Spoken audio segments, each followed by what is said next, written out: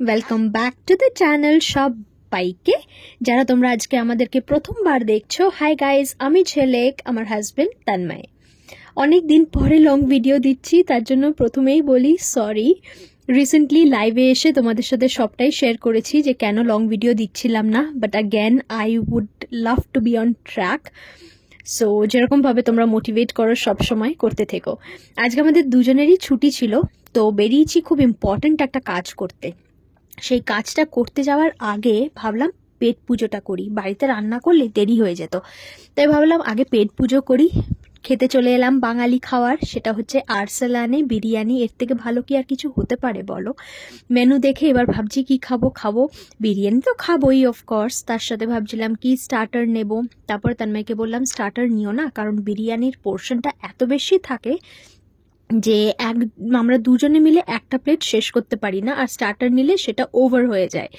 তো এবার আমরা কি প্ল্যান করেছি, আমরা নিয়েছি হচ্ছে একদম প্লেন বিরিয়ানি রাইস, সঙ্গে এক্সট্রা আলু, আর তার সাথে নিয়েছি মাটন কষা।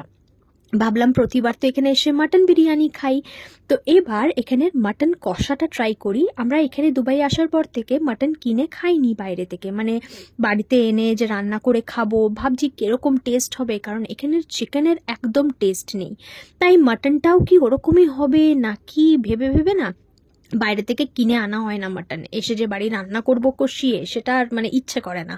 তাই ভাবলাম যে এখানে আরসালানে খেয়ে দেখি মাটন কষাটা কিরকম, কারণ মাটন বিরিয়ানিতে মাটনটা যেটা থাকে সেটা খুব ভালো থাকে, বেশ জুসি জুসি ইন্ডিয়ার মতনই থাকে। বাট মাটন কষাটা কিরকম হবে সেটা নিয়ে আমরা একটু মানে ভয় ছিলাম।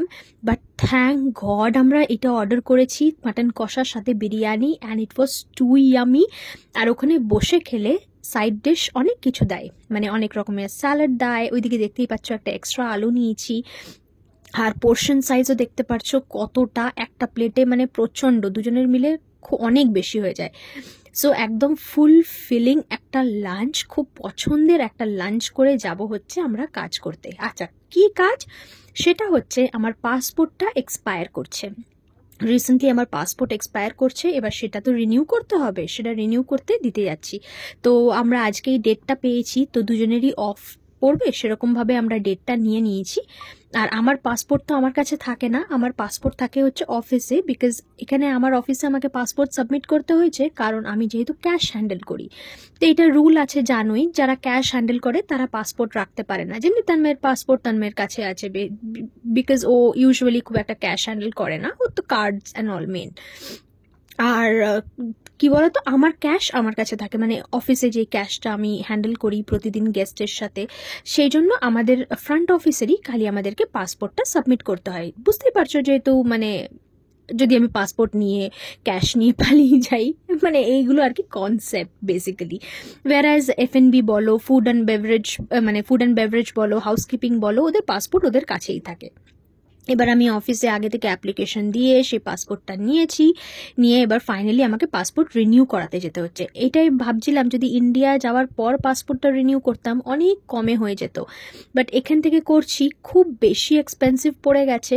বাট একটা ভালো জিনিস হয়েছে, এবার আমার পাসপোর্টে ইস্যু প্লেস দুবাই দেখাবে। তো তন্ময় ওই জন্য আমাকে ইনসিস্ট করলো যে না, দুবাই থেকে করো, ইন্ডিয়া নাহলে হড়বড়ি করে এখন যাওয়ার কোনো দরকার নেই, আর দুবাই থেকে করো, পাসপোর্টের একটা ইস্যু প্লেস দুবাই দেখাবে, এটা একটা মানে অ্যাডভান্টেজও আছে।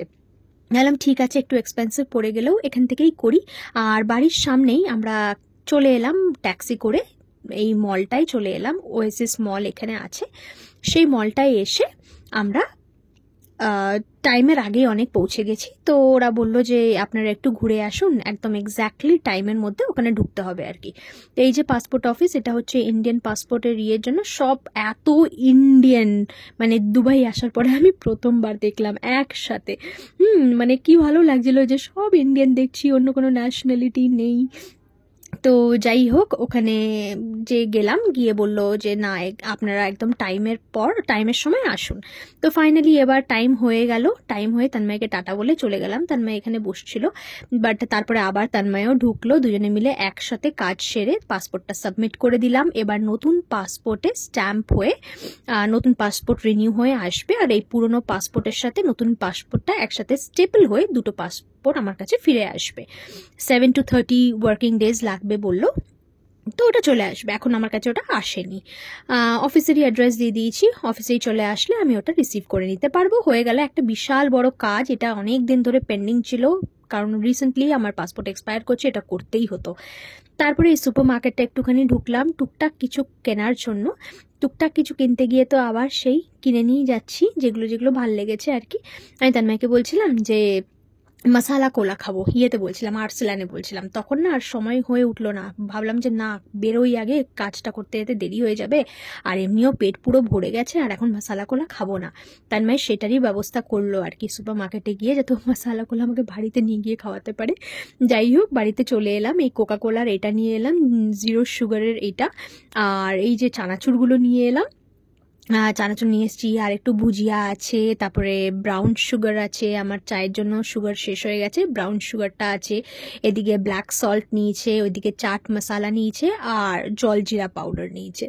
মানে কি বলতো, তানভাই বলছে এই তো গরমকাল আসছে, একবারে তাহলে মানে ইয়ে করে রেখে দিই, ঘরে স্টক করে রেখে দিই, মাঝে মধ্যে ঘরেই করে খাওয়া যাবে, তাহলে আর বাইরে খেতে হবে কেন, যেরকম চাইবো সেরকম করে করে খাওয়া যাবে। তো এদিকে চাট মশালা আর ওইদিকে জলজিরা পাউডার, জলজিরা পাউডারটা হাতে চিটে চিটে খেতে যা ভালো লাগে না। যাই হোক, যেরকম কথা সেরকম কাজ। তানময় চলে এলো, এবার চাট মশালা, জলজিরা পাউডার এই দুটো একসাথে দেবে, আর তোমার দেবে ব্ল্যাক সল্ট দেবে, আর কোকা কোলাটা দেবে, ব্যাস হয়ে গেল। আর তানময় এই রেসিপিসগুলো খুব ভালো জানে, বিকজ ওদের অফিসেও তানময় এগুলো মানে করে এসছে না, এগুলোতেও মানে একদম মানে এক্সপার্ট। তা একদম যেরকম বাইরে খেতে হয় সেরকমই খেতে হয়েছিল ওদের। ও তানময় বলছে, জানো আমাদের ওখানে যে আমাদের রেস্টুরেন্টে এই সেম মশালা কোলা দেয়, 20 দিরাম নিয়ে নেয়। 20 দিরাম মানে বুঝতে পারছো, একটা মশালা কোলা মানে তোমার পড়বে কত টাকা তো সেটা 500 টাকার মতন পড়ে যাবে 20 দিরাম মানে। তো যাই হোক, ঘরেই বানিয়ে খেয়ে নিলাম। তারপরে ঘুম দিয়েছিলাম, ঘুম দিয়ে বিকেলবেলা উঠলাম, বিকেলবেলা উঠে বেশ ভালোই এনার্জেটিক মানে আমার ফিল হচ্ছে। খুব বেশি রান্না করার নেই আজকে, একদম সিম্পল শর্টকাটে রান্না করব, কারণ দুপুরবেলার খাওয়াটা এখনও আমাদের যেন মনে হচ্ছিলো হজম হয়নি, তাই একটু লেট করেই এসছি। ভালো করে দুজনে মিলে টাইম স্পেন্ড করলাম সন্ধ্যেবেলা থেকে, তারপরে একটু লেট করেই রান্না করতে এলাম, যে না ঠিক আছে রান্নাটা একটু লেট করেই করি, কারণ খিদে তো খুব একটা দুজনেরই নেই। তো এই আর কি। আচ্ছা, তোমরা আমাকে প্লিজ কমেন্ট করে জানিও তোমাদের এরকম লাইফস্টাইল ব্লগ দেখতে কেমন লাগে। যা করছি সেটাই তোমাদের সাথে শেয়ার করছি। মাঝে মধ্যে সত্যি না ডিমোটিভেট হয়ে যাই গো, আমার মনে হয় যে আমার তো খুব বেশি তোমাদেরকে দেখানোর কিছু নেই বলো। বাট তোমরা আগের দিন লাইভেও আমাকে বললে যে তোমরা এরকমই ভিডিওস দেখতে ভালোবাসো, সো ওটা আমাকে অনেকটা মোটিভেট করেছে, এরকমভাবেই সাপোর্ট করো। যাই হোক, কি বানাচ্ছি দেখো, আলুর তরকারি বানাচ্ছি, একদম সিম্পল আলুর তরকারি, টমেটো দিয়েছি, কাঁচা লঙ্কা দিয়েছি, ব্যাস। আর আলুর তরকারিটা একটু কমই বানিয়েছি, কারণ আমি একটু বেশি করে না ডিম ভুর্জি বানাবো, ডিম ভুর্জিটা একটু বেশি করে বানাবো বলে আলুর তরকারিটা একটু কমই বানিয়েছি। তো হয়ে গেল রাত্রের ডিনার, এই যে একটু বেশি করে ডিম ভুর্জি বানিয়েছি, এদিকে পরোটা আর আলুর তরকারি। সো এরকমভাবেই কাটলো আমাদের দিনটা। ভিডিওটা কেমন লাগলো জানিও, ভিডিওটা যদি ভালো লাগে লাইক কমেন্ট শেয়ার সাবস্ক্রাইব করে পাশে থেকো।